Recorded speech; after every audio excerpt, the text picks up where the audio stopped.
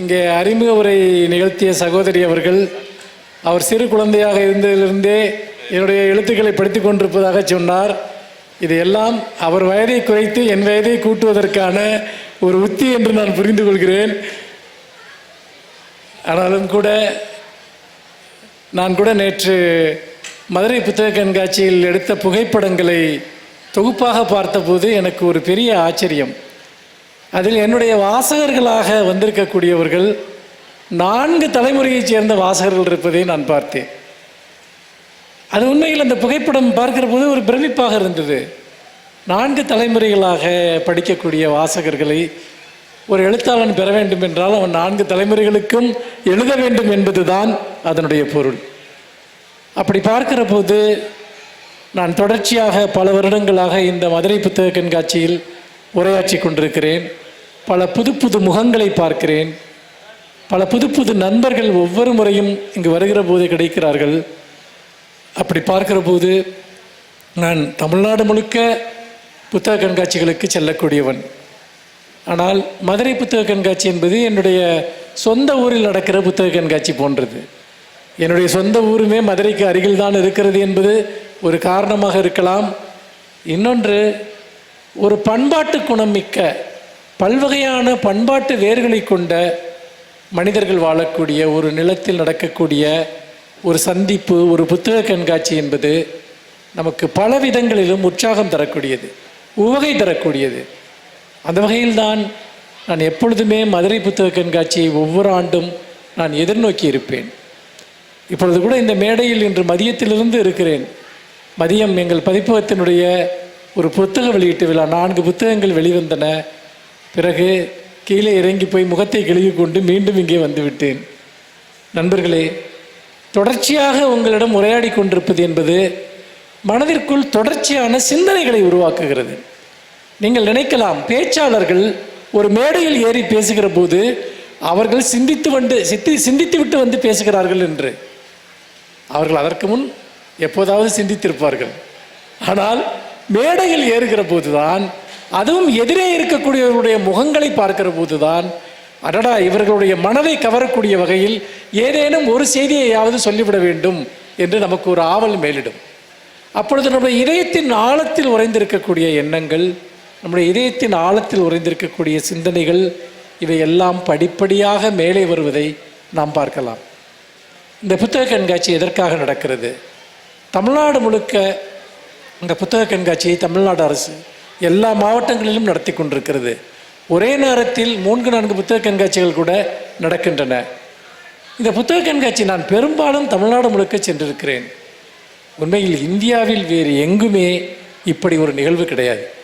எங்காவது ஒரு பெரிய நகரத்தில் நடத்துவார்கள். இப்போ வெஸ்ட் பெங்கால்னால் கல்கத்தாவில் நடக்கும், இல்லைனா வேறு ஏதாவது ஒரு ஊரில் நடக்கும்.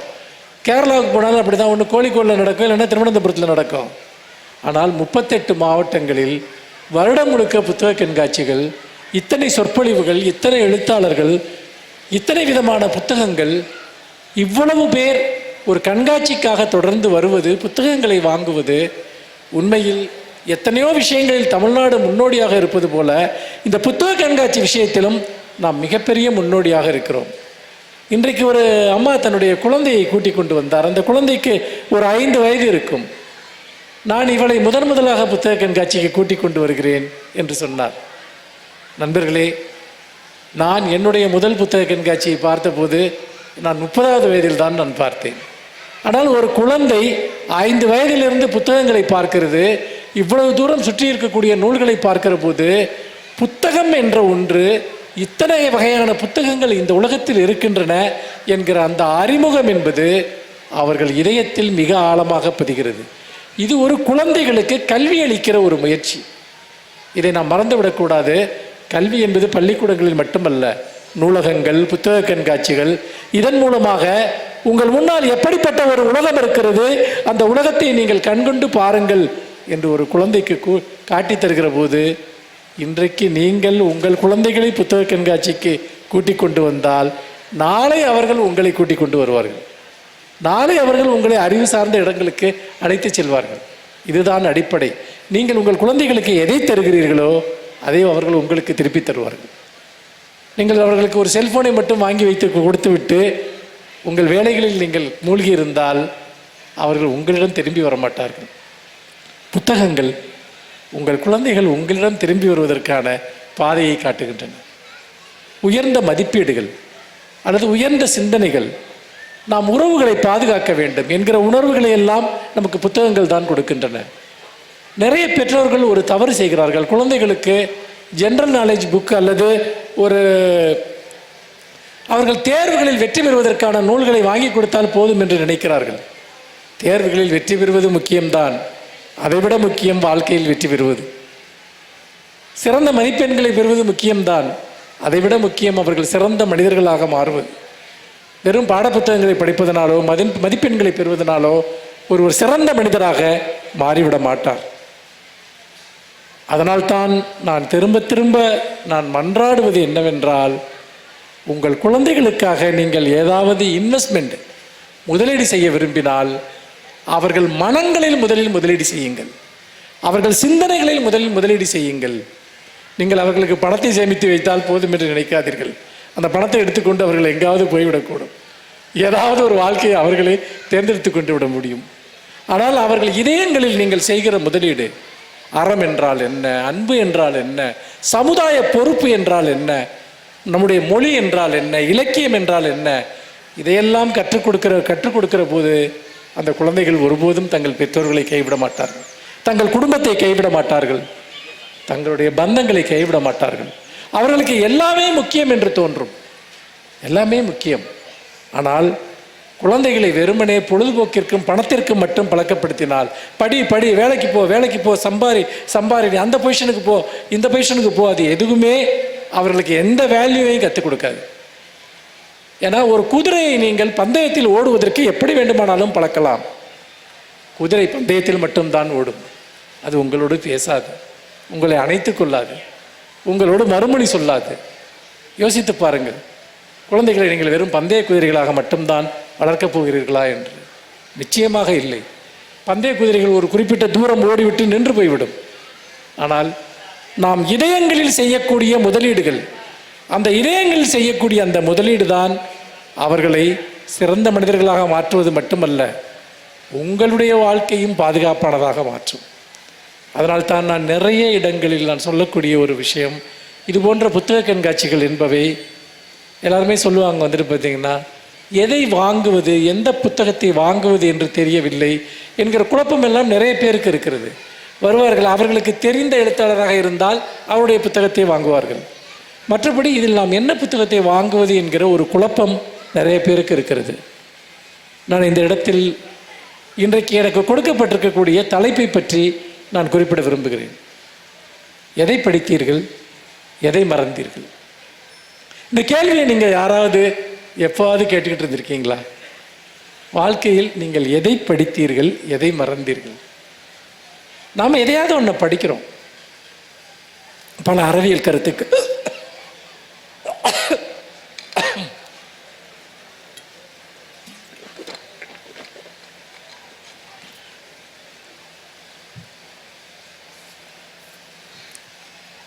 உதாரணமாக வள்ளுவர் ஒரு வாக்கியத்தை எழுதுகிறார், கற்றதினால் ஆன பயன் என்று.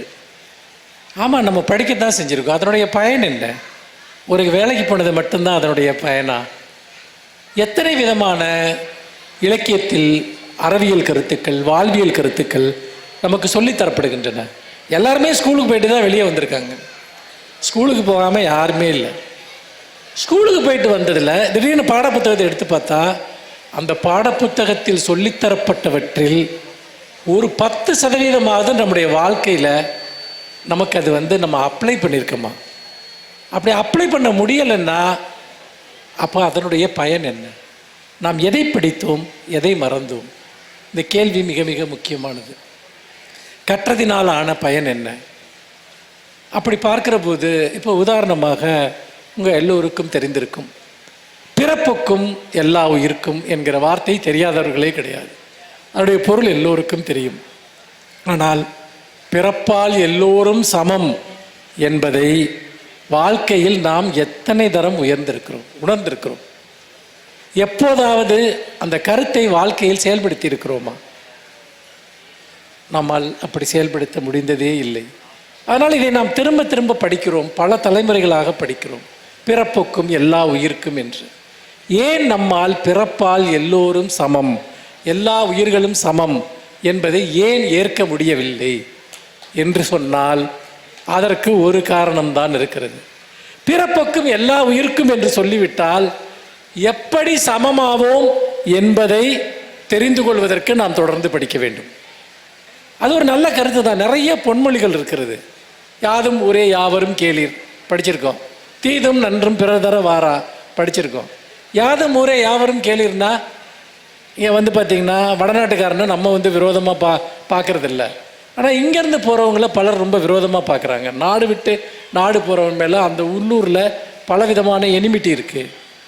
இப்போ இன்னும் கூட சில பார்த்திங்கன்னா இப்போ உதாரணமாக ஒரு குறிப்பிட்ட மதத்தை சேர்ந்தவர்களுக்கு வீடு கொடுக்க மாட்டோம், குறிப்பிட்ட ஜாதியை சேர்ந்தவர்களுக்கு வாடகைக்கு வீடு கொடுக்க மாட்டோம். அப்போ நம்ம யாதும் ஊரே யாவரும் கேளீர்னு படித்தோம் இல்லையா? அதை எப்படி புரிந்து கொள்வது? நாம் புரிந்துதான் படிக்கிறோமா, அறிந்துதான் படிக்கிறோமா என்றால் இல்லை. அந்த வாக்கியம் சொல்வதற்கு நன்றாக இருக்கிறது என்று அதை சொல்பவர்கள் பலர் இருக்கிறார்கள். யாதும் ஊரே யாவரும் கேளீர்னா எல்லா ஊரும் என் ஊர் தாண்டான்னு ஒருத்தன் சொல்கிறான்னா அதை நீ அப்படி சொல்கிற ஒருத்தனை நீ அக்செப்ட் பண்ணுவியா? உனக்கு அது சௌகரியமாக இருக்குது. யாதும் ஊரே யாவரும் கேளீர், இந்த உலகமே நீ அக்செப்ட் பண்ணிக்கணுன்ட்டு. அப்படி ஒருத்தன் ஓ முன்னாடி நிற்கிறான். நீ வேற்றூர்காரன், நீ வேறு சாதியை சேர்ந்தவன், வேறு மதத்தை சேர்ந்தவன், நீ என்னுடைய அந்த ஒரு நிலப்பரப்பிற்கு உரியவன் அல்ல என்று 1000 கேள்விகளை நாம் எழுப்பிக் கொள்கிறோம். அப்படி என்றால் நாம் உண்மையிலேயே படித்தோமா என்கிற கேள்வி வரும். அதனால்தான் வள்ளுவர் கேட்கிறார், கற்றதினால் ஆன பயன் என்பதை பற்றி அவர் சொல்கிறார். நீங்கள் அடிப்படையில் ஒரு விஷயம் நாம் புரிந்து கொள்ள வேண்டியது, இவ்வளவு புத்தகங்கள் ஏன் புத்தகம் தொடர்ந்து படிச்சுக்கிட்டே இருக்கணும்னு சில பேர்த்துக்கு கூட தோணலாம். ஏனென்றால் நாம் ஏற்கனவே படித்ததை புரிந்து கொள்வதற்கே புத்தகங்கள் தேவை. நாம் ஏற்கனவே அறிந்ததை அறிந்து கொள்வதற்கு புத்தகங்கள் தேவை. நாம் நிறைய விஷயங்களை அறிந்ததாக நம்புகிறோம். உண்மையிலேயே நாம் அறிந்திருக்கிறோமா? புதுமை பித்தன் ஒரு இடத்தில் கேட்கிறார், வாழ்வதாக சொல்கிறோம், உண்மையில் வாழ்கிறோமா என்று கேட்கிறார். இது ஒரே ஒரு ஒற்றை வாக்கியம்தான்.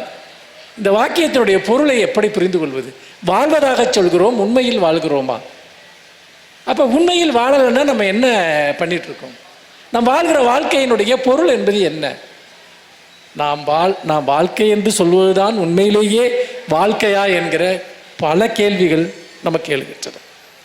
நண்பர்களே, படிப்பினுடைய பயன் அல்லது நாம் எதை படித்தோம் எதை மறந்தோம் என்று கேட்பதனுடைய பொருள் என்னவென்றால், நாம் அறிந்ததாக நம்புகிற ஒன்றைத்தான் நாம் உண்மையிலேயே அறிந்து கொள்ள வேண்டும். அப்படி பார்க்கிற போது நாம் இப்போ உதாரணமாக அறம் பற்றிய நிறைய கருத்துக்கள் நமக்கு சொல்லப்படுகின்றன. அறம் செய்ய விரும்பு என்று சொன்னால் அறம் என்பது என்ன? நம் வாழ்க்கையில் அறம் இருக்கிறதா? அல்லது அறம் என்று சொல்லப்பட்டவற்றிற்கு எதிராக நாம் எத்தனை செயல்களை ஒவ்வொரு நாளும் செய்கிறோம்? துரோகங்கள், ஏமாற்றங்கள், உள்ளொன்று வைத்து புறமொன்று பேசுவது, நாம் இன்னும் சொல்லப்போனால் சக மனிதன் மீது வெறுப்பை வைத்துக்கொண்டு பயன் கருதி அவனிடம் ஒரு உறவு பாராட்டுவது, நம்மை நேசிப்பவர்களை நாம் ஏமாற்றுவது, நமக்கு அவர்கள் மேல் குற்றம் இழைப்பது, இதில் ஏதாவது ஒன்றை நாம் செய்யாதவர்கள் எப்போதாவது இருக்கிறோமா? நன்றுகளை நாம் சிந்திக்க வேண்டும். இன்னொன்று, இந்த நாட்டில் இப்பொழுது நிறைய கருத்துக்கள், எல்லா பக்கமும் கருத்துக்களினுடைய குவியல்களாக இருக்கின்றன. நீங்கள் இந்த கருத்துக்களை எப்படி புரிந்து கொள்வது என்று கூட தெரியவில்லை. இப்போ உதாரணமாக நீங்கள் ஒரு வாட்ஸ்அப்பில் பார்த்தீங்கன்னா ஒரு நாளைக்கு ஆயிரக்கணக்கான கருத்துக்கள் வருது. ஃபேஸ்புக்கை ஓப்பன் பண்ணால் ஆயிரக்கணக்கான கருத்துக்கள் வருது. யூடியூப்பை ஓப்பன் பண்ணிங்கன்னா ஆயிரக்கணக்கான கருத்துக்கள் வருது. எதை நாம் தேர்வு செய்வது? நமக்கு ஒரு மிகப்பெரிய குழப்பம் இப்பொழுது விட்டது. எது சரியானது? இப்போ சமீபத்தில் ஒரு நிகழ்ச்சி நீங்கள் பார்த்துருப்பீங்க, நீயா நானான்னு ஒரு நிகழ்ச்சி உங்களுக்கு தெரியும். அதில் தெருநாய்களை பற்றி ஒரு பிரச்சனை. இது இப்போ சோஷியல் மீடியா முழுக்க அதை பற்றி பயங்கரமாக பேசிட்டே இருக்காங்க. இந்த பிரச்சனையில் என்ன முடிவெடுப்பது? இப்பொழுது நான் பார்த்திங்கன்னா நாய் வளர்க்கக்கூடியவன். என்னுடைய வீட்டில் நான் தொடர்ச்சியாக நாய்கள் வளர்க்கக்கூடியவன். எனக்கு நாய்கள் மிகவும் பிடிக்கும். நான் அதை பாதுகாத்து வளர்க்கக்கூடிய ஒருவன். உங்களில் பலரும் கூட அந்த பெட்ஸ், அந்த நாய்கள் மேல், பூனைகள் மிகுந்த அன்பு கொண்டவர்கள் இருக்கலாம். இப்பொழுது தெருவில் நாய்கள் தெரிகின்றன, தெரு நாய்கள் இருக்கின்றன. அந்த நாய்களுக்கு சில பேர் உணவளிக்கிறார்கள். உணவளிப்பதோடு தங்களுடைய கடமை முடிந்து விடுகிறது என்று நினைத்து விடுகிறார்கள். ஆனால் ஒரு நாய்க்கு தேவைப்படுவது உணவு மட்டுமல்ல, அதுக்கு பராமரிப்பு தேவைப்படுகிறது, பாதுகாப்பு தேவைப்படுகிறது, அன்பு தேவைப்படுகிறது, எல்லாமே தேவைப்படுகிறது. இன்னொன்று, நாய்கள் அடிப்படையில் ஒரு வனவிலங்கு, அதை நாம் புரிந்து கொள்ள வேண்டும். அதை நம்ம என்ன பண்ணியிருக்கோம்னா, நம்ம கூட வச்சுருந்து சிவிலைஸ் பண்ணி வச்சுருக்கோம். அதாவது ஓரளவுக்கு அதை சிவிலைஸ் பண்ணி வச்சுருக்கிறதா நம்புகிறோம். அடிப்படை அதனுடைய இயல்பு என்பது அது ஒரு வனவிலங்கு, வேட்டையாடக்கூடிய ஒரு விலங்கு. அந்த வேட்டைத்தன்மையை நீங்கள் அதை ஜீன்லேருந்து எடுக்கவே முடியாது. ஆனால் நம்ம அதை ஒரு ஹோம் அனிமலாக கன்வெர்ட் பண்ணி, நம்ம அப்படி தான் சொல்லணும், அதை கன்வெர்ட் பண்ணி நம்ம கூட வச்சுக்கிட்டு இருக்கோம். இப்போது ஒரு பிரச்சனை, தெருக்களில் ஏராளமான நாய்கள் இருக்கின்றன. நான் நாய்களை நேசிப்பவன். ஆனால் தெரு நாய்கள் குழந்தைகளை கடிக்கின்றன, மனிதர்களை கடிக்கின்றன, மிகப்பெரிய அபாயங்களை பலருக்கும் விளைவிக்கின்றன என்பதை பார்க்கிறோம். அப்போ இந்த பிரச்சனைக்கு என்ன தீர்வு என்று கேட்டால், நாய்களை நேசிப்பதாக சொல்லக்கூடியவர்கள், நீங்கள் அதெல்லாம் ஒன்றும் பண்ணக்கூடாது, அதுக்கு சாப்பாடு கொடுக்குறத தடுக்கக்கூடாது, நீங்கள் அதை ஒரு பெரிய இது மாதிரி வச்சு ஹோம் மாதிரி வச்சு மெயின்டைன் பண்ணணும், இப்படியெல்லாம் கருத்துக்களை சொல்கிறாங்க. மனிதர்களுக்கு கூட முழுமையாக உணவிட முடியாத ஒரு நாட்டில் தான் நாம் இருந்து கொண்டிருக்கிறோம் என்ற இடத்திலிருந்து இதை நாம் பேச வேண்டும். அப்படிப்பட்ட நிலையில் என்னுடைய நாய்கள் மீதான என்னுடைய அன்பு என்பது அது முழுமையான ஒரு அன்பு. அதே அன்பு எனக்கு குழந்தைகள் தெருவில் நடந்து செல்லக்கூடிய குழந்தைகள் மேல் இருக்கிறது, முதியவர்கள் மேல் இருக்கிறது, நாய்களால் தாக்கப்படுகிற மனிதர்கள் மீதும் இருக்கிறது. ஆனால் என்ன இங்கு ஒரு பிரச்சனை என்று சொன்னால், யாராவது ஒரு தரப்பை எடுத்துக்கொள்கிறார்கள். ஒன்று, முற்றிலுமாக நாய்களை அழித்து விட வேண்டும் என்று சொல்லக்கூடியவர்கள்.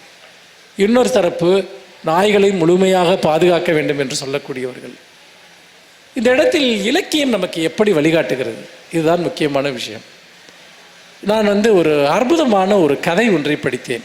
இந்த பிரச்சனைகள்லாம் நடந்துக்கிட்டு இருக்கப்போ, ஏன் நான் இலக்கியம் படிக்க வேண்டும், புத்தகம் படிக்க வேண்டும் என்று சொல்கிறேன் என்றால், அது மனிதர்கள் மீதான அன்பாக இருந்தாலும் சரி, அல்லது மிருகங்களின் மீதான அன்பாக இருந்தாலும் சரி, அதை எப்படி புரிந்து கொள்ள வேண்டும், ஒவ்வொன்றினுடைய இயல்பையும் நாம் எப்படி புரிந்து கொள்ள வேண்டும் என்பதை நாய்கள் இலக்கியங்கள் நமக்கு காட்டுகின்றன. ஒரு ராத்தல் இறைச்சி என்று ஒரு கதை, அதை நகுலன், தமிழின் புகழ்பெற்ற ஒரு படைப்பாளி, அந்த கதையை எழுதியிருக்கிறார். ஒரு ராத்தல் இறைச்சி. இன்றைக்கு இருக்கக்கூடிய இந்த நாய்கள் பற்றிய இந்த பிரச்சனை நடந்து கொண்டிருந்த போது, நாய்களை நாம் ஏதோ பாதுகாக்கிறோம் அப்படின்னு நிறைய பேர் நம்பிட்டு இருக்காங்க. ஆனால் பல சமயங்களில் என்னென்னா, நம்ம நாயை ஹேண்டில் பண்ணவே இல்லை, நாய்கள் தான் நம்ம ஹேண்டில் பண்ணுது. நமக்கு எப்படி நடந்துக்கிட்டால் பிடிக்குமோ அப்படி நம்ம நடந்துக்கிட்டால் தான் நம்ம அதற்கு ஃபீட் பண்ணுவோங்கிறத அது ரொம்ப ஈஸியாக ட்ரெயின் ஆகிடுது. நாய்கள் ரொம்ப ஈஸியாக ட்ரெயின் ஆகக்கூடிய ஒரு விலங்கு. உங்களுக்கு என்ன செஞ்சால் பிடிக்குமோ அது செய்யும். ஒரு ராத்தல் இறைச்சிங்கிற ஒரு கதையை அந்த கதையை நான் படித்தப்போ எனக்கு ஒரு பெரிய வியப்பு என்னென்னா, ஒருத்தர் ஒரு டாக் வீட்டில் வளர்க்குறார், ஒரு நாட்டு நாய். அந்த நாய் இவர்கிட்ட அந்த நாய்கிட்ட இவர் பேசுவார். உதாரணமாக, இன்றைக்கி நம்ம ஒரு சினிமாவுக்கு போகலாமா அப்படின்னு கேட்பார். அது இவர் ரொம்ப அலட்சியமாக பார்க்கும். அதுக்கப்புறம் உனக்கு கதை சொன்னால் பிடிக்குமான்னு கேட்பார். இவர் ஒரு ரைட்டர், நகுலன் தன்னை தான் அந்த கதாபாத்திரமாக வச்சுருக்கார். உனக்கு ஒரு கதை சொன்னால் பிடிக்குமா அப்படின்னு கேட்குறாரு. ஆனால் அதுவும் அதை கண்டுக்காது, இவரை பெருசாக பொருட்படுத்தாது. ஆனால் வெள்ளிக்கிழமை மட்டும் இவர்கிட்ட ரொம்ப பாசமாக இருக்கும். ஏன்னா வெள்ளிக்கிழமை அதற்கு இறைச்சி போடுவாங்க, மற்ற நாட்களில் இறைச்சி கிடையாது. அப்போது அந்த சம்பவங்களை, அந்த சீக்வன்ஸை விவரிக்கிறாரு. ஒரு மதியானம் 12:30 மணிக்கு அதுக்கு இறைச்சி வைப்பாங்க. அந்த இறைச்சி வைக்கிறதுக்காக அந்த வீட்டில் வேலை செய்கிற வேலைக்காரன் இறைச்சிக்கு காசு வாங்க அவன் ரூமுக்குள்ளே வர்றது உட்பட அந்த டாக்குக்கு தெரியும். அவன் ரூமுக்குள்ளே வந்தோடனே துள்ளி குதிக்க ஆரம்பிச்சிடான். இறைச்சி வாங்கிட்டு வரல, இன்னும் இறைச்சி வாங்க போகிறதுக்கு காசு வாங்க வர்றான். அது ரொட்டீனாக நடக்கிறதுனால அந்த பேட்டர்ன் அதுக்கு தெரியும். அவன் காசு வாங்கிட்டு போவான். காசு வாங்கிட்டு போனதுக்கப்புறம் இது என்ன பண்ண, இறைச்சி வாங்கிட்டு வருவான். இறைச்சி வாங்கிட்டு வந்தோடனே இவருடைய பூட்ஸ் காலை அது பயங்கரமாக நக்கும். பூட்ஸ் காலை நக்கும். இவருக்கு அது ரொம்ப எரிச்சலாக இருக்கும். எத்தனையோ தடவை சொல்லுவார், இதை நக்காத, அது கேட்கவே கேட்காது. அது அதிகபட்சமாக பண்ணும், இவர் மேலே விழுந்து புரளும். அப்படியே மற்ற நாளெல்லாம் இவரை கண்டுக்காமல் இருக்கும். அப்போது ஒரு நாள் அதே மாதிரி இது வழக்கமாக எல்லா வெள்ளிக்கிழமையும் இது நடந்துக்கிட்டே இருக்கும். ஒரு வெள்ளிக்கிழமை இவருடைய நண்பர் ஒருத்தர் வெளியூர்லேருந்து வந்துடுறார். வந்தோடனே அவர் பேசிகிட்டே இருக்கார். ரொம்ப நேரம் பேசிகிட்டே இருந்ததில் வேலைக்காரனை கூப்பிட்டு இறைச்சி வாங்குறதுக்கு காசு கொடுக்க இவர் மறந்துடுறார். அது ரொம்ப ரெஸ்ட்லெஸ்ஸாக அங்கங்கே அப்படியே சுற்றிக்கிட்டே இருக்குது. அதுக்கப்புறம் என்ன ஆகுதுன்னு பார்த்தீங்கன்னா, அவரை கொண்டு போய் ட்ரெயின் ஏற்றி விடுறதுக்காக அவர் வெளியே போயிடுறாரு. வெளியே போனதுக்கப்புறம் ஒரு 2-2:30 மணிக்கு வீட்டுக்கு வர்றாரு. வீட்டுக்குள்ளே நுழைஞ்ச உடனே அந்த டாக் அப்படியே அவருடைய கெண்டைக்கால் சதையை வந்து கவிருது. அப்படியே கடிச்சிட்டு வந்துட்டு இவரால் அதை இமேஜினே பண்ண முடியல. இது எப்படி இந்த விஷயத்தை வந்து இந்த டாக் இப்படி வந்து நடந்துக்கிறது அப்படின்னு. அது மைண்டில் ஒரு பேட்டர்ன் இருக்குது. அதுக்கு வந்து பார்த்திங்கன்னா, அந்த பேட்டர்னுக்கு வெளியே ஏதாவது ஒன்று நடந்ததுன்னா அது உங்களை வந்து அட்டாக் பண்ண ஆரம்பிக்கும். அதை குறை சொல்ல முடியாது, அதுதான் அதனுடைய இயல்பு. நீங்கள் அதை வந்து ஆர்டிஃபிஷியலாக ஹியூமனைஸ் பண்ணி வச்சுருக்கீங்க, அவ்வளவுதான். நீங்கள் அதை டிஸ்டர்ப் பண்ண உடனே அது தன்னுடைய அந்த பிரைமேட்டிவ் ஸ்டேஜுக்கு அது போயிடுது. அந்த பேட்டர்ன் நீங்கள் டிஸ்டர்ப் பண்ணிட்டீங்கன்னா. அப்போது ஒரு வீட்டில் அவருக்கு அப்போ இந்த கதை எப்படி முடியும், ரொம்ப அற்புதமான நகலில் அதை எழுதியிருப்பார். அது என் காலை கடிச்சது கூட பிரச்சனை இல்லை, ஆனால் அந்த இறைச்சிக்காக அது என் பூட்ஸ் காலை வந்து நக்கிக்கிட்டே இருந்தது இல்லையா. நண்பர்களே, நிறைய மனிதர்கள் இதை செய்வார்கள். இந்த கதை ஒரு குறியீடு. அது மிருகத்தினுடைய இயல்பு பற்றி மட்டுமல்ல, இந்த கதை ஒரு குறியீடு. தேவைகளுக்காக நம்மை அண்டி இருப்பவர்கள், தேவைகளுக்காக மட்டுமே நம்மை அன்பு செய்யக்கூடியவர்கள், தினம் தினம் நீங்கள் வழக்கமாக ஒருவருடைய தேவையை நீங்கள் நிறைவு செய்து கொண்டிருந்து விட்டு ஏதாவது ஒரு சந்தர்ப்பத்தில் அதை உங்களால் செய்ய முடியாமல் போனால், அந்த நாய் தன்னுடைய எஜமானுக்கு என்ன செய்ததோ அதை மனிதர்கள், நீங்கள் நம்பியவர்கள், நீங்கள் நேசித்தவர்கள், அவர்கள் உங்களுக்கு செய்வார்கள். ஏற்கனவே செய்தும் இருப்பார்கள். நீங்கள் ஸ்டாப் பண்ணக்கூடாது. எனக்கு முடியலைன்னு சொல்லிடக்கூடாது. ஒருத்தர் கூடவே நீங்கள் இருந்து எல்லாம் பண்ணியிருப்பீங்க, ஒரு நாள் உங்களுக்கு முடியாமல் போயிடும். என்னால் பண்ண முடியலை, எனக்கு சக்தி இல்லை, என்கிட்ட காசு இப்போ இல்லை, அதெல்லாம் சொல்ல உங்களுக்கு உரிமை கிடையாது. ஏனென்றால் இது ஒரு பேட்டர்ன், இது ஒரு பேட்டர்ன். ஆனால் ஒருத்தன் எதுவுமே செஞ்சிருக்க மாட்டாங்க, உங்களுக்கு என்னைக்காவது ஒரு நாள் ஹெல்ப் பண்ணுவான். அவன் வந்து பாருங்க, அவன் எவ்வளோ தங்கமானவன். அதுக்கு ஒரு மோசமான பழமொழி இருக்கு, அது மேடையில் சொல்ல முடியாது, அது கிராமத்திற்கு அந்த பழமொழி தெரியும்.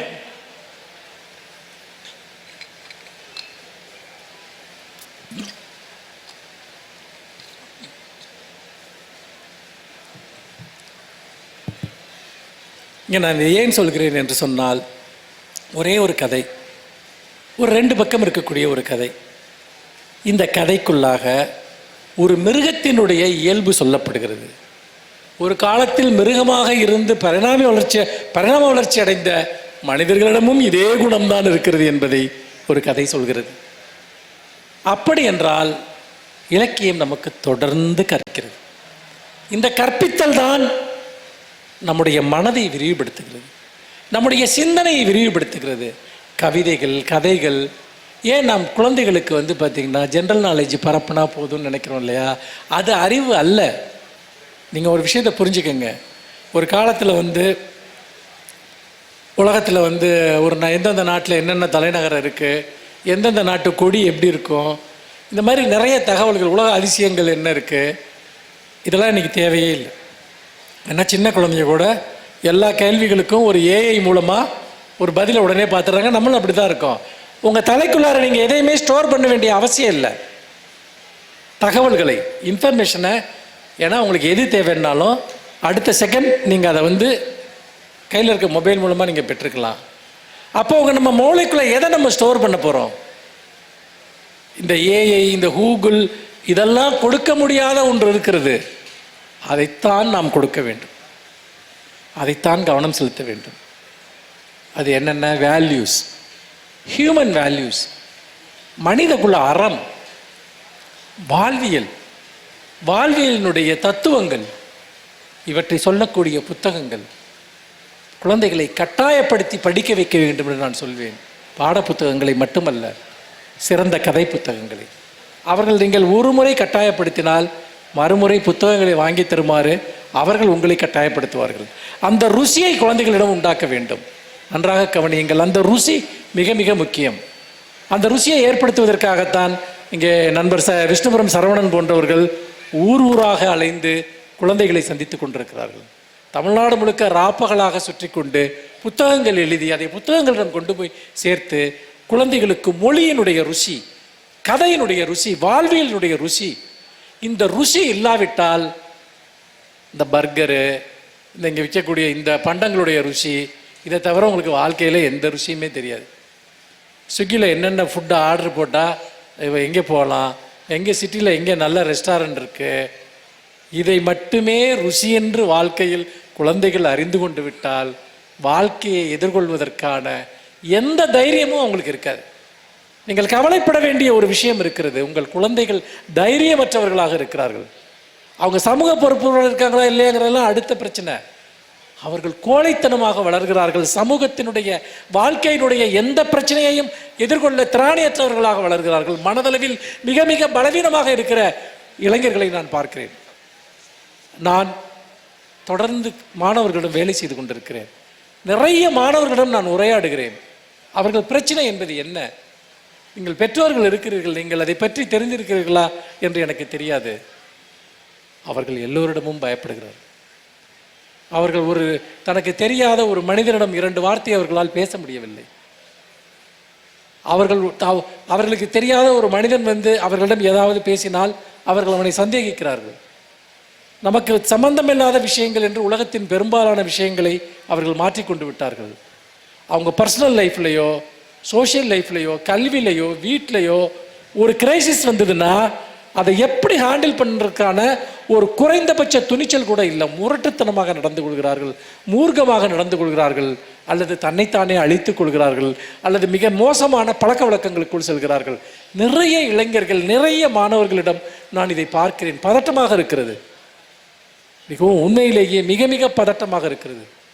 இந்த குழந்தைகளை பாதுகாக்க வேண்டும் என்கிற அந்த பதட்டம் என்பது உண்மையில் அது எவ்வளவு பெரிய பொறுப்பு என்பதை இங்கே வார்த்தைகளால் விவரிக்க முடியவில்லை. நம்முடைய குழந்தைகள் நம்மிடம் இருக்கிறார்கள் என்று நினைத்துக் கொண்டிருக்கிறோம். இல்லை, சமூகத்தின் எத்தனையோ விதமான சக்திகள் அவர்களை கையாளுகின்றன. சமூக ஊடகங்களின் வழியாகவும் இன்னும் பலவிதமான ஒரு நெட்வொர்க் வழியாகவும் அவர்கள் எங்கே போய் சிக்கிக்கொள்வார்கள் என்பதையே நினைக்க முடியாத அளவுக்கு நம்முடைய குழந்தைகள் மேல் இன்றைக்கு அபாயங்கள் சூழ்ந்திருக்கின்றன. நம்ம கண்ணு முன்னாடியே அவங்க இருக்காங்கன்னு நம்ம நினைக்கிறோம். இல்லை, நம்ம குழந்தைகள் நம்ம கண்ணு முன்னாடி இல்லை, அவங்க வேற எங்கெங்கேயோ இருக்காங்க, யார் கூடவோ இருக்காங்க. அவருடைய வாழ்க்கை எப்போதும் அபாயத்தின் ஒரு விளிம்பில் இருந்து கொண்டே இருக்கிறது. அதனால்தான் நான் சொல்கிறேன், இந்த புத்தகங்கள் என்பவை அவர்களுக்கு அவர்களுடைய தன்னிலையை அறிவதற்கு, தன்னைத்தானே அறிவதற்கு, தன்னைத்தானே புரிந்து கொள்வதற்கு, இன்னும் சொல்ல போனால் தன்னுடைய மன உலகை விரிவுபடுத்துவதற்கு அவர்கள் கதைகளையும் கவிதைகளையும் நாவல்களையும் அவர்கள் படித்துத்தான் தீர வேண்டும். இது ஒரு வாழ்வியல் கல்வி.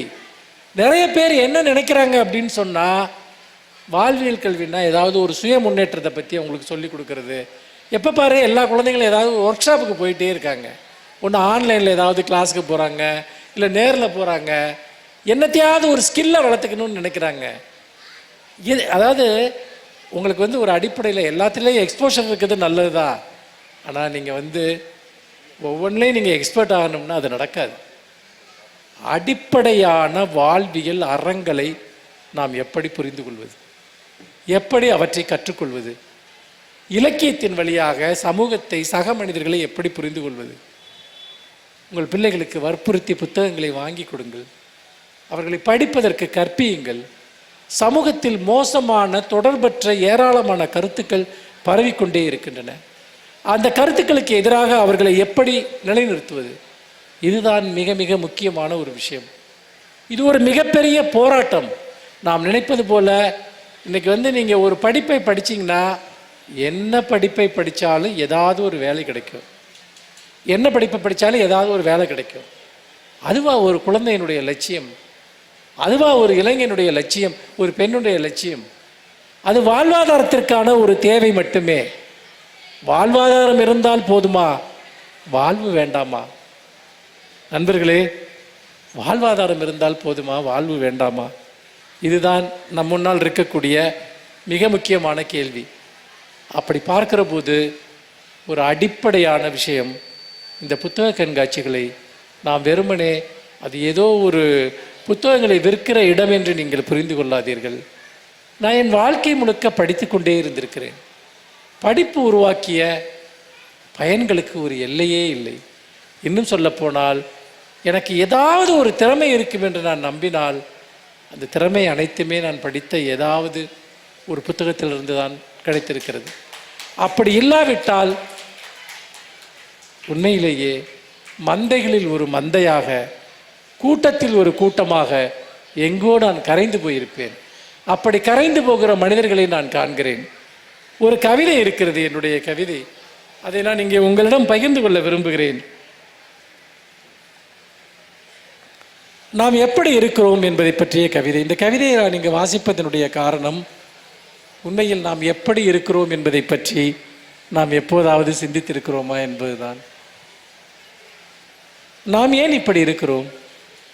இந்த கேள்விகளை நாம் ஒருவருக்கொருவர் கேட்டுக்கொள்ள வேண்டும். நாம் ஏன் இப்படி இருக்கிறோம்? சதா முணுமுணுத்து கொண்டு, எப்போதும் துணிகளை மடித்து வைத்து கொண்டு, எதையாவது சுத்தம் செய்து கொண்டு, யாரையாவது சபித்து கொண்டு, நம்ம டெய்லி இதெல்லாம் தான் பண்ணிகிட்டே இருக்கோம். எதையாவது அடைய முயற்சி செய்து கொண்டு, எதனிடமாவது தோல்வி அடைந்து கொண்டு, எப்போதும் நம்மை நிரூபித்து கொண்டு, நிறைய பேர்த்துக்கு வேலை யாருக்கிட்டையாவது நம்மளை ப்ரூவ் பண்ணிக்கிட்டே இருக்குது. ஏன் ப்ரூவ் பண்ணணும்? நான் ஏன் உங்ககிட்ட என்ன ப்ரூவ் பண்ணணுங்கிற கேள்வியை நம்ம கேட்கணும். முதல்ல ஒரு சிகரெட்டை போல எரிந்து கொண்டு, தேவையற்ற பொருள்களால் நம் தனிமையை நிரப்பிக்கொண்டு, நம்ம நிறைய ஷாப்பிங் போகிறோம் இல்லையா? ஷாப்பிங் மாலில் ஏதாவது ஒரு ப்ரஷ் வாங்குறதுக்காக போவோம், ஒரு பேஸ்ட் வாங்குறதுக்காக போவோம். கடைசியில் ஒரு 3000 ரூபா 4000 ரூபாய்க்கு பில்லு கொடுத்துட்டு வருவோம். நம்ம செஞ்சுருக்கோம் நிறைய பேர் வந்துட்டு. ஏன்னு கேட்டோம்னா, இந்த ஷாப்பிங் பண்ணுறதில் மனுஷங்களுடைய லோன்லினஸ்க்கு ஒரு பெரிய ரோல் இருக்குது. சைக்கலாஜிக்கலாகவே அதை சொல்கிறாங்க. மனிதர்கள், தனிமையாக இருக்கக்கூடிய மனிதர்கள் மிகவும் அதிகமாக பொருட்களை வாங்குகிறார்கள் என்று. தேவையற்ற பொருள்களால் நம் தனிமையை நிரப்பிக்கொண்டு, யாரிடமாவது நம்மை பிணைக்க முயற்சி செய்து கொண்டு, ஒரு அபத்தமான சினிமாவின் முதல் காட்சியை பார்த்து கொண்டு, ஃபஸ்ட்டு ஷோ போகிறத வாழ்க்கையில் பெருமையாக நினைக்கிறவன் எவ்வளோ பேர் இருக்கான் தெரியுமா? ஏன்டா 2வது ஷோ போனால் என்னடா ஆயிரும் உனக்கு, இல்லை அடுத்த நாள் பார்த்தா தான் என்ன ஆயிரும் உனக்கு. அவன் அந்த வாழ்க்கையோட லட்சியமாக கற்பனை பண்ணிக்கிறான். ஏன்னா உண்மையான லட்சியங்களை அடைவது மிக மிக கடினம். இது போன்ற லட்சியங்களை அடைந்து விட்டால் ஏதோ ஒன்றை அடைந்த போலி திருப்தி. ஒரு அபத்தமான சினிமாவின் முதல் காட்சியை பார்த்து கொண்டு, கடற்கரையில் கூட்டத்தோடு கூட்டமாய் நின்று கொண்டு, எனக்கு கடலை பார்த்தீங்கன்னா மிட்நைட்டில் பார்க்க தான் பிடிக்கும். மிட்நைட்டில் தான் கடல் இங்கே இருக்கும். பகலில் போனால் கடல் இருக்காது. கடற்கரையில் மனுஷங்க இருப்பாங்க. மனிதர்கள் கடலை மறைத்து கொண்டிருப்பார்கள். கடலை ஒரு நிமிடம் கூட நீங்கள் கவனித்து பார்க்க முடியாது. மனிதர்கள் கவனத்தை நம்மேல் ஈர்த்து கொண்டு, தங்கள்பால் ஈர்த்து கொண்டே இருப்பார்கள், அல்லது மற்றவர்களுடைய கவனத்தை நாம் ஈர்த்து கொண்டிருப்போம். கடற்கரையில் கூட்டம் கூட்டமாய் நின்று கொண்டு, குற்றாலத்துக்கு குளிக்க போகிறவங்க நீங்கள் பார்த்தீங்கன்னா ஒரு அடிப்படி சண்டை நடக்கிற மாதிரி நடக்கும் கீழே குளிக்கையில். அந்த மாதிரி ஒரு இது எனக்கு இது அருவிய குளிக்கிற அனுபவமா வேறு எதுவுமான்னு எனக்கு நிறைய நேரம் ரொம்ப டவுட்டாக இருந்திருக்கு. நம் குழந்தைகளை சந்தேகித்து கொண்டு, நம் வீட்டிலேயே திருடிக்கொண்டு, மலிவான பொருட்கள் எங்கே கிடைக்கின்றன என்று எப்போதும் யோசித்து கொண்டு, ஆஃபரில் எது போட்டாலும் அதை வாங்கணுங்கிறது ஒரு வியாதி. 50% ஆஃபர்னா அவன் முதல்ல நினைக்கிறது இந்த பொருள் நமக்கு வேணுமா வேணாமான்னு யோசிக்கிறது இல்லை. அது 50% ஆஃபரில் கிடைக்குது, வாங்குறவங்க இருக்காங்க. நம் வீட்டில் நாம் பயன்படுத்துகிற பொருள்களை விட பயன்படுத்தாத பொருட்களினுடைய குப்பை மிக மிக அதிகம். எனக்கு ஒரு பொருள் பயனற்றது என்றால், நான் அதை பயன்படுத்த மாட்டேன் என்றால், அது எனக்கு ஃப்ரீயாக கொடுத்தா கூட அது எனக்கு குப்பை தான். அது பாதி விலையில் கொடுக்கறதுங்கிறது இல்லை விஷயம். மலிவான பொருட்கள் எங்கே கிடைக்கின்றன என்று எப்போதும் யோசித்து கொண்டு, பொறுக்கிகளுக்கு பயந்து கொண்டு, எல்லாத்துக்கும் பயப்படுவோம். ஒருத்தன் கொஞ்சம் ஏதோ அவன் ஒரு பவர்ஃபுல்லாக இருக்கானா அவனுக்கு பயந்துக்குவோம். ஏன்டா பயப்படணும் அவனுக்கு? பொறுக்கிகளுக்கு பயந்து கொண்டு, புகழுள்ள மனிதர்களை அனாவசியமாய் தெரிந்து கொண்டு. எல்லோரும் கொஞ்சம் பிரபலமாக இருக்க ஆளுங்கள்ட்ட எல்லாம் அவங்கள ஏதோ ஒரு விதத்தை தெரிஞ்சு வச்சுக்கிறத சில பேர் ஒரு பெரிய பெருமையாக நினைப்பான். அவனால் ஒரு சல்லி பைசா நமக்கு பிரயோஜனம் இருக்காது. நீங்கள் போய் ஒரு உதவி கேட்டு போனால் கூட நீங்கள் ஒன்றும் இல்லாத ஒருத்தன்ட்ட கேட்டால் கூட அந்த உதவியை செய்வான். ஆனால் நீங்கள் ஒரு பவர்ஃபுல்லான ஆள், புகழுள்ள ஆளுன்னு நினச்சி ஒருத்தன்ட்ட போகிறீங்க இல்லையா, உங்களுக்கு பெரும்பாலும் ஏமாற்றம் தான் கிடைக்கும். புகழுள்ள மனிதர்களை அனாவசியமாய் தெரிந்து கொண்டு, அதோட ஒரு பெரிய பிரச்சனை இருக்குது. சதா ஏனும் ஒரு நோயை பற்றி பேசிக்கொண்டு. சில பேர் வாயை திறந்தாலே ஏதாவது எனக்கு அங்கே வலிக்குதும்மா, இங்கே வலிக்குதும்மா, அது இதே பிரச்சனை. இதோட பெரிய பிரச்சனை இருக்குது. எப்போதும் பருவநிலையினை பற்றி புகார் செய்து கொண்டு. மழை அடித்தாலும் என்ன இப்படி மழை பெய்யுது, வெயில் அடித்தாலும் என்ன இப்படி வெயில் அடிக்குது, குளிர் அடித்தாலும் என்னமா குளிர் அடிக்குது. அதில் நியூஸில் எல்லாம் வேற போடுவான், 100 வருஷத்தில் இல்லாத மழை, 50 வருஷத்தில் இல்லாத வெயில், நீ பார்த்தியா? அதுக்கு எங்கேயாவது நீ ப்ராப்பராக ரெக்கார்ட் மெயின்டைன் பண்ணுறியா? எந்த ரெக்கார்ட்லேருந்து இதை சொல்கிற? 47 வருஷமாக இப்படிப்பட்ட ஒரு வெயிலை யாரும் பார்த்ததில்லை. போன வருஷமாக அதுதானே நீ சொன்ன, எல்லா வருஷமும் அதுதான் சொல்கிறோம். அது ஒரு பரபரப்பை உண்டு பண்ணுறது. சீசனுங்கிறது எல்லா பருவத்திலையும் நம்ம கஷ்டமும் இருக்கும், நம்ம என்ஜாய் பண்ணக்கூடிய ஒன்றும் இருக்கும். எனக்கு ஆக்சுவலாக மழை காலத்தோட வெயில் காலம் தான் ரொம்ப பிடிக்கும். ஒரு மாதிரி மழை காலம்னா ஒரு மாதிரி நசநசன்னு இருக்க மாதிரியே எனக்கு இருக்கும். ஆனால் நம்ம ஆளுங்கள்லாம் மழையை பற்றி ரொம்ப ரொமான்டிசைஸ் பண்ணிட்டேன். எங்களை மாதிரி கவிஞர்கள், அப்புறம் சினிமா எடுக்கிற ஆளுங்க, மழைன்னா அது சூப்பராக இருக்கும், மழைன்னா அது ஒரு பெரிய இன்பம், இதம், அப்படிலாம் ஒன்றுமே கிடையாது. மழை ஒரு நிறைய நேரம் ரொம்ப எரிச்சலாக இருக்கும். குடிக்க தண்ணி வேணும், அதுக்கு மழை வேணும், விவசாயத்துக்கு வேணும், அதெல்லாம் வேறு. ஆனால் இந்த மாதிரி நகரங்களில் வாழ்கிறப்போ ஒரு லெவலுக்கு மேலே மழை பெஞ்சதுன்னா அது ஒரு பெரிய நரகமாக மாறிடுது. எப்போதும் பருவநிலையினை பற்றி புகார் செய்து கொண்டு. இது எல்லாத்துக்கும் பின்னாடி நாம் ஏன் இப்படி இருக்கிறோங்கிற கேள்வியை சேர்த்துக்கங்க. சிறிய வருமானத்திற்கான சிறிய கணக்குகளை எழுதி கொண்டு. ஒரு சின்ன இன்கம் இருக்குது, அதுக்கு 1000 கணக்கு எழுதணும். நம்ம 5 பைசாவுக்கும் கணக்கு எழுதிட்டு அது மாதிரி ஒரு எரிச்சல் எதுவுமே கிடையாது. அதிர்ஷ்டத்தின் வருகையை எதிர்நோக்கி கொண்டு, யாருடைய சாவுக்காவது காத்து கொண்டு. ரொம்ப பேர் இவன் எப்போ சாவான்னு காத்திருக்கவன் ரொம்ப பேர் இருக்கான், கொஞ்சம் பேர் கிடையாது. நமக்கே தோணும், சில பேரை ரொம்ப வருஷம் பார்க்காம இருப்போம், அவன் செத்துட்டான்னு நம்ம மனசில் தோணும். பார்த்தா இருப்பான், கேட்க முடியாதுல்ல அவன்கிட்ட, நீங்கள் செத்துட்டியான்னு கேட்க முடியாது இல்லை. நான் அப்படிங்களா, நல்லா இருக்கீங்களாம்பா, அப்படின்னா நான் இன்னும் உசுரோட தான் இருக்கேன்னு அதுக்கு கேள்வி, அதுக்கு அர்த்தம் புரியுதுங்களா? நீ செத்துட்டியான்னு கேட்க முடியாது. ஓ நீங்கள் நல்லா இருக்கீங்களா, பார்த்து ரொம்ப நாளாச்சு அப்படிம்பா. அவன் உலகத்தில் இருக்கதே அவனுக்கு அப்போ தான் ஞாபகம் வரும். யாருடைய சாவுக்காவது காத்து கொண்டு, நமது தூக்கு கயிற்றின் உறுதியை சோதித்து கொண்டு, முட்டாள்களின் கவிதையை படித்து கொண்டு. என்னை சேர்த்து புரிஞ்சுக்கிட்டாலும் ஒன்று நான் தப்பாக நினைக்க மாட்டேன். முட்டாள்களின் கவிதையை படித்து கொண்டு, குடிக்கும் போது அழுது கொண்டு, புணர்ச்சியில் வேறு யாரையோ நினைத்து கொண்டு, அடுத்த முதல்வர் யார் என்று யோசித்து கொண்டு. இதெல்லாம் உன் பிரச்சனையா? யோசிப்பான். நிறைய பேர் சீரியஸாக அதை பற்றி யோசிச்சிட்டே இருப்பான். அடுத்த வேளை குடிக்க கஞ்சி இருக்காது, பயங்கர ஆக்ரோஷமாக இருப்பான். சிறுவர்களையும் சிறுமிகளையும் ரகசியமாக முத்தமிட்டு கொண்டு, பௌர்ணமி தினங்களில் மனமுடைந்து அழுது கொண்டு, எதையாவது தொலைத்து கொண்டு, எதையாவது தேடிக்கொண்டு. நிறைய பேர் எப்போ எதையாவது ஒன்று எங்கேயாவது மறந்துட்டு வச்சுருவாங்க, அப்போ தேடிக்கிட்டே இருப்பாங்க. எனக்கு அந்த இடத்துல இருக்க முடியாது என்னால், என்னத்தையாவது ஒன்று எங்கே வச்சேன்னு தெரில, அங்கே வச்சேன்னு தெரில. நாளில் பாதி எதையாவது ஒன்று தேடுறதுலையே வேலையாக இருக்கவும் நிறைய பேர் இருக்காங்க. தவறான முடிவுகளுக்காக வருந்தி கொண்டு, தவறிப்போன சந்தர்ப்பங்களுக்காக ஏங்கி கொண்டு, சரி அந்த சான்ஸை மிஸ் பண்ணிட்டோமே. மிஸ் பண்ண தான் செய்வோம். வாழ்க்கைங்கிறதே சான்சஸை மிஸ் பண்ணுறது தான். அதை நினச்சிக்கிட்டே இருப்பாங்க. தவறிப்போன சந்தர்ப்பங்களுக்கு ஏங்கி கொண்டு, யாருடைய அன்புக்காவது ஏங்கி கொண்டு, கடன் கொடுப்பவர்களிடம் நட்பு பாராட்டி கொண்டு. இருக்கிறதுலே இருக்க பெரிய அவலம் அதுதான். கடன் கொடுப்பவர்களிடம் நட்பு பாராட்டி கொண்டு, சிறிய தவறுகளுக்கு பெரிய தண்டனைகள் கொடுத்து கொண்டு, பிறரது கடிதங்களை திருடி படித்து கொண்டு, தன் வழியே போகும் எறும்புகளை நசுக்கி அழித்து கொண்டு. ஒருத்தன் நமக்கு எந்த கெடுதியும் பண்ணியிருக்க மாட்டான், அவனை போய் இவன் டிஸ்டர்ப் பண்ணுவான், அவனுக்கு ஏதாவது ஒரு தொந்தரவை உருவாக்குவான். பார்த்துருக்கேன், அந்த மாதிரி நிறைய பேரை பார்த்துருக்கேன். ஏன்டா அவன் உனக்கு என்னடா பண்ணான், ஏன்டா அவனை போய் இப்படி பண்ணுற?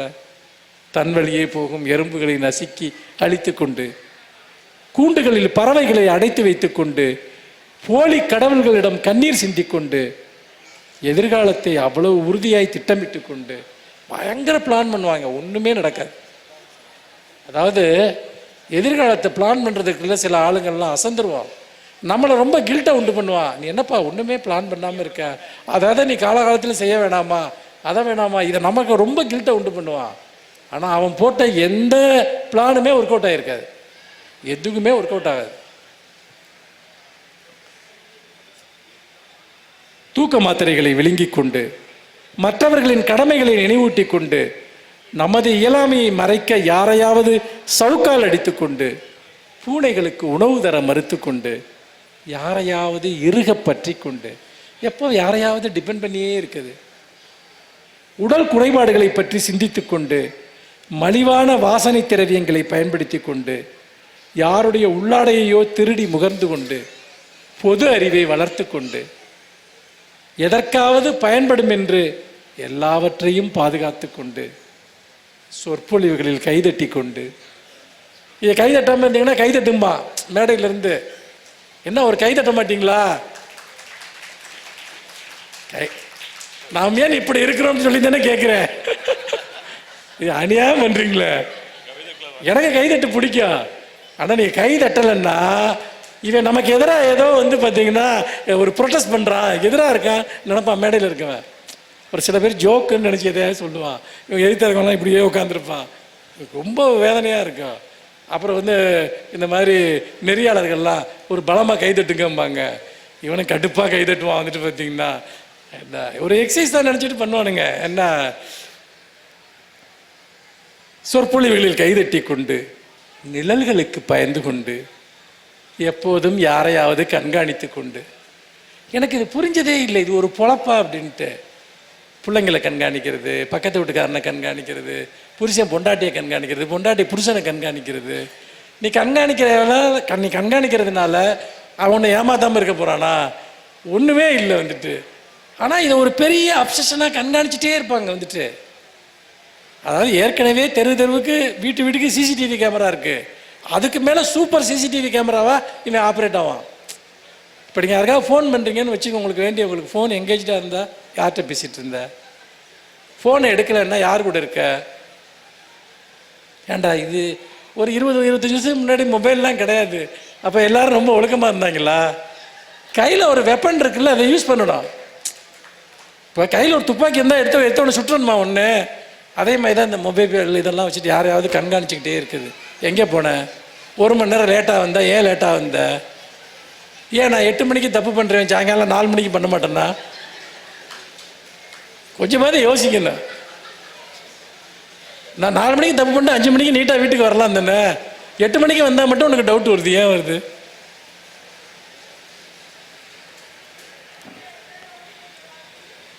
உடற்பயிற்சியினால் மரணத்தை வெல்ல முயற்சி செய்து கொண்டு அப்படி ஜிம்முக்கு காலையில் போய் போட்டு அப்படியே உடம்பை முறுக்கி சைக்கிள் பண்ணி அதை பண்ணி, ஆனால் வீட்டில் துணி துவைக்கிறதுக்கு வேலைக்காரி வச்சுருப்பான், அதை பண்ண முடியாது. ஆனால் ஜிம்மில் போய் அப்படியே பயங்கரமாக இது பண்ணி, ஏன்னா ஒரு 300 வருஷம் வாழணும், புரியுதுங்களா? அங்கே ஜிம்முக்கு போயிட்டு இவன் கழட்டி போட்ட ட்ரெஸ்ஸை வேலைக்காரி துவைச்சிக்கிட்டு இருப்பா. என்ன வீடு பேருக்கிறதுக்கு ஒரு ஆள் வச்சுருக்கணும், ஆனால் இவன் போய் ஜிம்மில் எனர்ஜியை ஸ்பெண்ட் பண்ணிட்டு வரணும். எளிய இறக்கங்களால் நம் மனிதத்தன்மையை நிரூபித்து கொண்டு, பிச்சைக்காரனுக்கு ஒரு ரூபா போட்டோம்னா நம்ம உலகத்தில் பெரிய ஆள்னு நினச்சிக்கிறது, அப்படிலாம் ஒன்றுமே கிடையாது. பிச்சைக்காரன் என்னடா பிச்சைக்காரனாக இருக்கான், 1 ரூபா தான் போடுறான், ஒரு 2 ரூபா போட மாட்டானான்னு யோசிப்பான். உடல் பயிற்சி எளிய இறக்கங்களால் நம் மனிதத்தன்மையை நிரூபித்து கொண்டு தங்க முலாம் பூசப்பட்ட போலி ஆபரணங்களை அணிந்து கொண்டு அவமதிப்புகளை பொருட்படுத்தாமல் இருக்க கற்றுக்கொண்டு புகைப்படங்களை பாதுகாத்து கொண்டு எப்போ நம்ம விட்டு போய் தொலைஞ்சதுங்களெல்லாம் போட்டோவாக வச்சுக்கிட்டு அதை எடுத்து பார்த்துக்கிட்டு திறக்கம் இருக்கும் கதவுகளை தட்டி கொண்டு வேலைகளுக்குள் நம்மை நாமே மறைத்து கொண்டு, வேலை மட்டும் இல்லைன்னா நிறைய பேர் சூசைட் பண்ணி செத்துருவான். வருமானம் இல்லாமல் இல்லை, வேலை இல்லாமல் இருந்தால் அவனை பற்றி அவன் சிந்திக்கணும்ல. அது இருக்கிறதுலே ரொம்ப கொடுமையான ஒரு மேட்டர். இது நம் பால்யத்தை நினைவு கூர்ந்து கொண்டு, சின்ன வயசில் எவ்வளோ நல்லா இருந்தோம், சின்ன வயசுல நீ ஒன்றும் நல்லாலாம் இருக்கல, அப்போ வேற மாதிரி கேவலமாக இருந்திருப்போம், இப்போ வேற மாதிரி கேவலமாக இருப்போம். அவ்வளோதான் மேட்ரு. ஆக என் பால்ய காலம் ரொம்ப நல்லா இருந்துச்சு அப்படிலாம் விடுவானுங்க. சில பேர் சிட்டியில் இருந்துக்கிட்டு சரி கிராமத்தில் வாழ்க்கை ரொம்ப அருமையாக இருந்துச்சும்பாருங்க. கிராமத்தில் அவன் என்ன பண்ணிகிட்டு இருந்தான்னு நமக்கு தெரியும். ஒன்றும் இல்லை இங்கெல்லாம். ஆனால் கூட கற்பனைகள். ஒரு மூலையில் சுருண்டு படுத்துக்கொண்டு வேறு வழி இல்லை என்று எழுந்து கொண்டு எவ்வளோ நேரம் கோபமாக படுத்துதான் நம்மளே தான் எந்திரிச்சு வரணும். ஏமா அப்படி இருக்கான்னு யாரும் கேட்க போகிறதில்லை.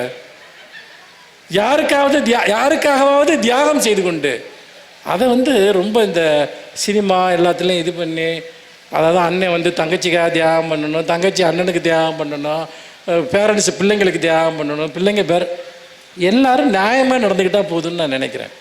யார் எந்த தியாகம் பண்ண வேணாம். உங்கள் வாழ்க்கையை அழிச்சுக்கிட்டு நீங்கள் யாருக்காகவும் நீங்கள் தியாகம் பண்ண வேண்டிய அவசியம் இல்லை. நமக்கு கிடைக்கிற வாழ்க்கை ஒன்றே ஒன்று தான். அப்புறம் நீங்கள் எவ்வளோ பெரிய தியாகத்தை பண்ணாலும் யாரும் உங்களை அதெல்லாம் நினச்சி கூட பார்க்க போகிறதில்லை. நீங்கள் ஒரு புக்கில் எழுதி நோட்டை எழுதி கொடுத்தா கூட நீங்கள் ஒரு 20 ரூபா ஸ்டாம்ப் பேப்பரில் எழுதி கொடுங்க, அப்பா நான் உனக்கு இந்த தியாகம்லாம் பண்ணேன்ட்டு, அதை யாரும் படிக்க கூட மாட்டான். அதுக்கெல்லாம் எது செல்லாத நோட்டு அதெல்லாம் நம்ம பண்ணுற தியாகங்கள். உங்களால் முடிந்ததை செய்யுங்கள். உங்கள் வாழ்க்கையை வாழ்ந்து கொண்டு மற்றவர்களுக்காக வாழுங்கள். உங்கள் வாழ்க்கையை நீங்கள் இழந்து இன்னொருத்தருக்கு எதையும் கொடுக்கணும்னு எந்த அவசியமும் இல்லை. கொடுக்கறதுனால அது எந்த பெரிய மதிப்பையும் அவங்கக்கிட்ட பெறுறதும் இல்லை. எது கிடைச்சாலும் அதை பயன்படுத்திக்கலாம்னு நினைக்கிற ஒரு உலகம் இது. அது யாராக இருந்தாலும் சரி, முடிஞ்ச வரைக்கும் என்ன கிடைக்குதோ நான் எடுத்துகிட்டு போகிறேன். உங்கள்கிட்ட நான் 100 ரூபா நீங்கள் கொடுத்தீங்கன்னா 100 ரூபாய் எடுத்துப்பேன். 1000 ரூபா கொடுத்தீங்கன்னா 1000 ரூபாய் எடுத்துப்பேன். 10,000 ரூபா கொடுத்தீங்கன்னா நான் 10,000 ரூபாய் எடுத்துப்பேன். அவ்வளோதான் மேட்ரு. எப்போதோ நன்றாக இருந்தோம் என்று நினைத்து கொண்டு எப்போதாவது நன்றாக இருப்போம் என்று நினைத்து கொண்டு இந்த ரெண்டை தான் நம்ம திரும்ப திரும்ப பண்ணுறோம். எப்போதோ நன்றாக இருந்தோம் என்று நினைத்து கொண்டு இனி எப்போதாவது நன்றாக இருப்போம் என நினைத்து கொண்டு சாதாரணமானவற்றையெல்லாம் சிறந்ததென ஏற்றுக்கொண்டு மன்னிக்க முடியாதவற்றை எல்லாம் மன்னித்து கொண்டு மன்னிக்க முடியாதவர்களை எல்லாம் மன்னித்து கொண்டு நாம் ஏன் இப்படி இருக்கிறோம்? நன்றி, வணக்கம்.